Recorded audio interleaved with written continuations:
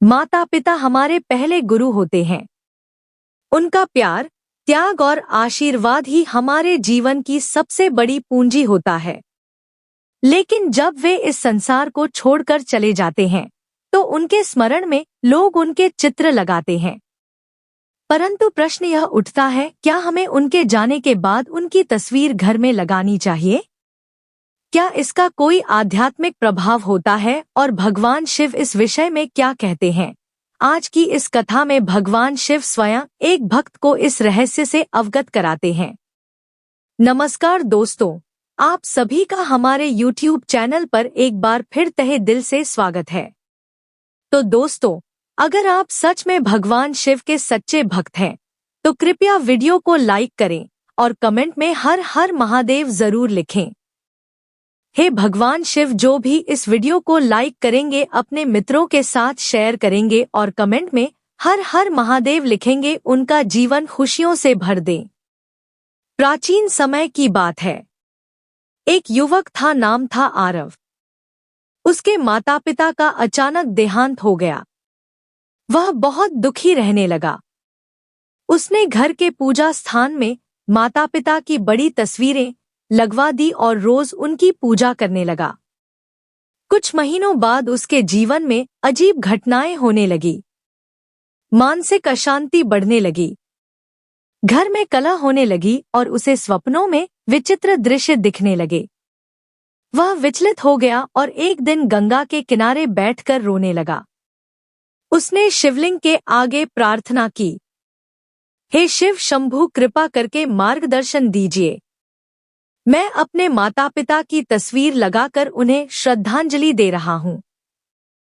फिर मेरे जीवन में अशांति क्यों है? उसी क्षण दिव्य प्रकाश प्रकट हुआ। चारों ओर त्रिपुंड की सुगंध फैल गई और भगवान शिव प्रकट हुए। उनकी आंखों में करुणा थी और वाणी शांत थी। भगवान शिव बोले, वत्स आरव, तुम्हारा प्रेम और श्रद्धा निसंदेह महान है। तुम्हारे हृदय में अपने माता पिता के लिए जो भावना है वह पूजनीय है, परंतु अनजाने में तुमने जो किया है वह न केवल आत्माओं को बांधता है, बल्कि तुम्हारे जीवन में भी क्लेश का कारण बन सकता है। जब कोई अपने प्रियजनों को खो देता है, विशेषकर माता पिता को, तब उनका स्मरण और सम्मान अवश्य करना चाहिए।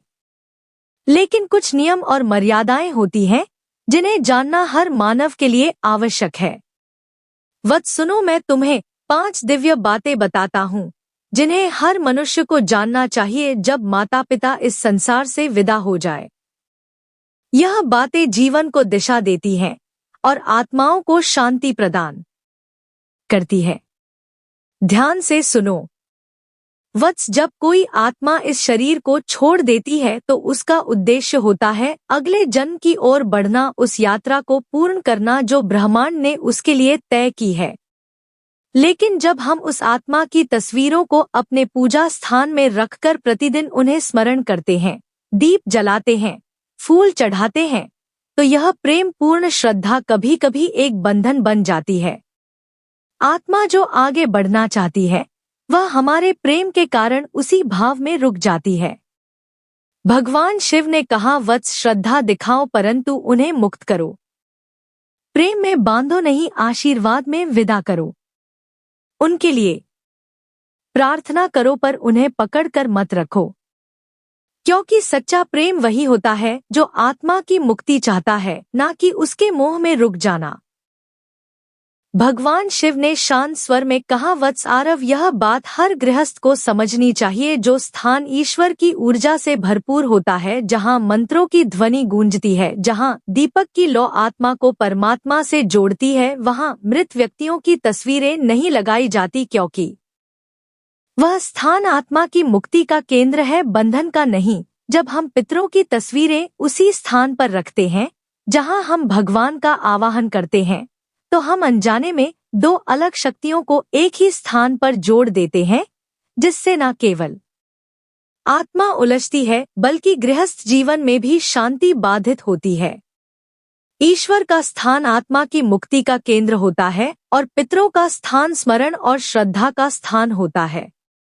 इसलिए ईश्वर और पितरों के स्थान को अलग रखो। श्रद्धा को नियमों के साथ निभाओ ताकि प्रेम भी बना रहे और आत्मा को मुक्ति भी मिल सके। भगवान शिव बोले, वत्स आरव, यदि तुम्हें अपने माता पिता की तस्वीर घर में लगानी ही हो तो ध्यान रखना वह स्थान पूजा स्थल न हो जहां भगवान का निवास हो। वहां केवल उस शक्ति की उपस्थिति होनी चाहिए जो मोक्ष का मार्ग दिखाती है। माता पिता की तस्वीर को किसी शांत स्थान पर श्रद्धा और स्मृति के रूप में रखो, लेकिन उस स्थान पर दीपक या अगरबत्ती न जलाओ। वह एक श्रद्धांजलि है, आराधना नहीं, क्योंकि पूजा वहां होती है जहां हम ईश्वर को आह्वान करते हैं और स्मृति वहां होती है जहां हम प्रेम पूर्वक किसी को याद करते हैं। भगवान शिव बोले, वत्स, प्रेम और पूजा में अंतर समझो। जो आत्मा जा चुकी है उसे सम्मान दो, लेकिन ईश्वर की उपासना और आत्मा की स्मृति के मार्ग को एक ना करो। यही सच्चा धर्म है। भगवान शिव ने कहा, तुम्हारे मन में जो व्याकुलता है वह स्वाभाविक है। माता पिता के जाने के बाद हर संतान यही चाहती है कि वह उनके लिए कुछ कर सके। पितरों की शांति के लिए श्राद्ध और तर्पण ही सर्वोत्तम माध्यम है। इन वैदिक कर्मों के द्वारा तुम न केवल उन्हें श्रद्धा अर्पित करते हो बल्कि उन्हें अगली यात्रा के लिए आत्मिक बल भी प्रदान करते हो। यही वह मार्ग है जिससे तुम उनका आशीर्वाद पा सकते हो और उन्हें शांतिपूर्वक विदा कर सकते हो। यही सच्ची सेवा है। जो गया है उसे आगे बढ़ने दो। मोह में मत बांधो, प्रेम से मुक्त करो। यही पुत्र धर्म है। यही पवित्रता है। भगवान शिव ने गहरी दृष्टि से आरव की ओर देखा और कहा, वत्स, यह संसार एक यात्रा है। आत्मा आती है, अनुभव लेती है और फिर आगे बढ़ जाती है। परंतु जब तुम मोह में डूब जाते हो तो तुम न केवल अपने हृदय को बांधते हो बल्कि उस आत्मा की गति को भी रोक देते हो। मोह आत्मा को रोकता है, प्रेम उसे मुक्त करता है। जो गया है उसके नाम पर अच्छे कर्म करो, गरीबों की सेवा करो, भूखे को भोजन, वृक्षारोपण। यही वह कर्म है जो तुम्हारे माता पिता के आशीर्वाद बनकर तुम्हारे जीवन में लौटेंगे। प्रेम को कर्म में बदलो। यही सच्ची श्रद्धांजलि है। तुम्हारे कर्म ही उनकी आत्मा की सबसे मधुर स्मृति होंगे जो उन्हें भी सुख देंगे और तुम्हें भी उन्नति की ओर ले जाएंगे। भगवान शिव ने आरव को आशीर्वाद देते हुए कहा, वत्स आरव, तुम्हारे माता पिता तुमसे गहरा प्रेम करते थे। उन्होंने अपना संपूर्ण जीवन तुम्हारे लिए समर्पित कर दिया। अब समय आ गया है कि तुम्हारा प्रेम उन्हें बांधने का नहीं, मुक्त करने का माध्यम बने। यदि तुम अपने घर में सुख और शांति चाहते हो तो पहले उन आत्माओं को शांति दो जो अब इस लोक की नहीं रही।